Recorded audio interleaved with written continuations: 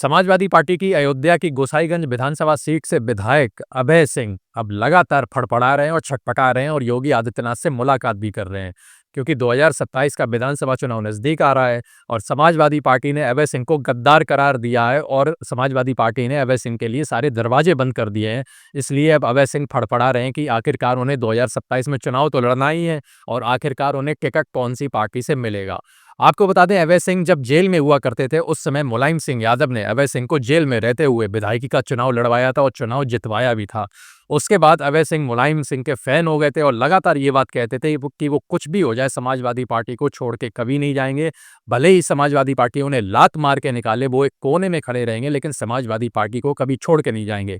लेकिन राजनीति में कौन किसे लालच दे दे और कौन किसकी पार्टी में चला जाए, ये तो समय समय की बात होती है। जिस समय यूपी में राज्यसभा की वोटिंग चल रही थी उस समय अभय सिंह को भारतीय जनता पार्टी की तरफ से लॉलीपॉप दिया गया कि अगर वो भारतीय जनता पार्टी के कैंडिडेट के पक्ष में वोट करेंगे तो उन्हें कैबिनेट मंत्री बना दिया जाएगा। उन्हें 2027 में अयोध्या की गोसाईगंज विधानसभा सीट से फिर से विधायकी का चुनाव लड़ाया जाएगा। इसीलिए उन्हें बीजेपी ने लॉलीपॉप दिया और उस लॉलीपॉप को खा के अभय सिंह समाजवादी पार्टी से गद्दारी करके राज्यसभा में भारतीय जनता पार्टी के कैंडिडेट के पक्ष में वोट भी कराए थे और बाद में ये बात उन्होंने खुद स्वीकार भी करी थी। लेकिन अब अभय सिंह फड़फड़ा रहे हैं, क्योंकि भारतीय जनता पार्टी ने अभय सिंह से बोला था कि अगर वो भारतीय जनता पार्टी के पक्ष में अपना वोट डाल देंगे तो बीजेपी उन्हें कैबिनेट मंत्री बना देगी और 2027 में एमएलए का टिकट देगी। लेकिन राज्यसभा का चुनाव हुए 1 साल से ज़्यादा का समय हो गया है, अभी तक अभय सिंह को कैबिनेट मंत्री तो छोड़िए, अब भारतीय जनता पार्टी ने अभय सिंह को घास डालना भी छोड़ दिया है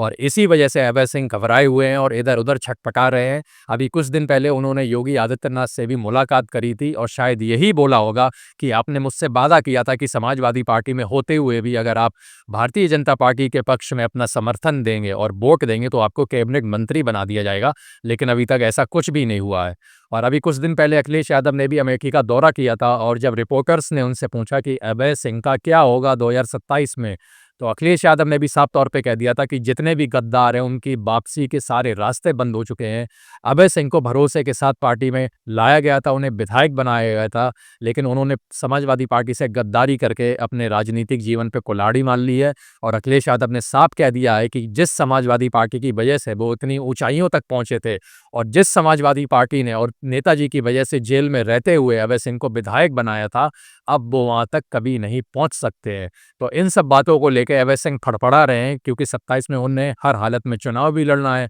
और भारतीय जनता पार्टी जो पहले से ही अपना कैंडिडेट तय करे बैठी होगी, अब ये बीजेपी में जाके बैठ रहे हैं तो बीजेपी इन्हें टिकट देगी भी या अपने प्रत्याशी को टिकट देगी, वो बात तो पूरी क्लियर अभी नहीं है। लेकिन समाजवादी पार्टी तो इनको बिल्कुल भी टिकट नहीं देगी। इसीलिए अब अभय सिंह फड़फड़ा रहे हैं कि आखिरकार जाएं तो जाएं कहाँ, और वो इस बात का पछतावा भी कर रहे होंगे कि समाजवादी पार्टी छोड़ के उन्होंने गलती कर दी।